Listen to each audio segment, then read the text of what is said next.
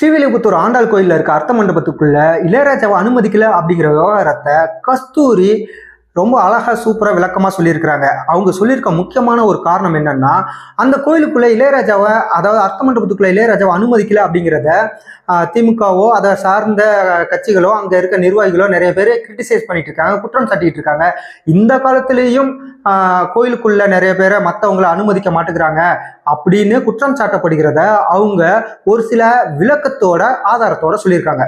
அதாவது அந்த கோயிலோட அர்த்த மண்டபத்துக்குள்ள அர்ச்சகர்களும் ஜீயர்களும் மட்டும்தான் போக முடியும் அப்படிங்கிறத அறநிலையத்துறை, இந்து சமய அறநிலையத்துறை தெளிவுபடுத்தியிருக்காங்க அப்படிங்கிறத அவங்க குறிப்பிட்டிருக்கிறாங்க. அது மட்டும் இல்லை, அர்ச்சகர் அப்படின்னாவே தமிழ்நாட்டில் ஒரு சட்டம் இருக்கு, அனைத்து சாதியினரும் அர்ச்சகர் ஆகலாம் அப்படின்னு.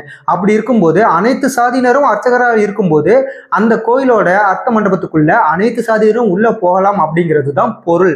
அப்படி இருக்கும் பொழுது எப்படி அந்த இடத்துல மற்றவங்களை உள்ள அனுமதிக்கல அப்படின்னு நீங்க சொல்லலாம் அப்படின்னு ஒரு கேள்வியை கேட்டிருக்காங்க. அவங்க கேட்டது சரியான ஒரு கேள்விதான். அறநிலையத்துறையே தெளிவுபடுத்தியிருக்கிறாங்க, ஜீயர்களும் அப்புறம் அர்ச்சகர்களும் தவிர வேற யாரும் உள்ளே போக முடியாதுன்னு.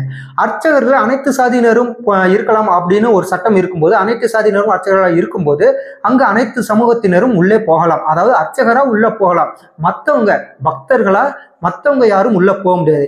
இப்படிப்பட்ட ஒரு சூழ்நிலையில இளையராஜாவை உள்ள அனுமதிக்கவே இல்லை, தடுத்து நிறுத்தப்பட்டார், வெளியேற்றப்பட்டார் அப்படின்னு திமுக சார்ந்தவர்களோ அல்லது திராவிட கட்சிகளை சார்ந்தவர்களோ அப்படி மற்றவங்க எல்லாருமே குற்றம் சாட்டி வழக்கம் போல அதே ஆரிய திராவிட சண்டையை இழுத்து அரசியல் செய்வது எந்த விதத்தில் நியாயம் அப்படிங்கிறத தான் கஸ்தூரி சொல்லியிருக்காங்க. அது மட்டும் இல்லை, இதைத்தான் இதுக்கு முன்னாடி நடந்த ஒரு நிகழ்ச்சியிலையும் பேசினதாகவும் அவங்க சொல்லியிருக்காங்க. அதை குறிப்பிட்டு இந்த பிராமின்ஸையே டார்கெட் பண்ணி அவங்க எல்லாம் குற்றம் சாட்டு வச்சுக்கிட்டே இருக்கிறாங்க.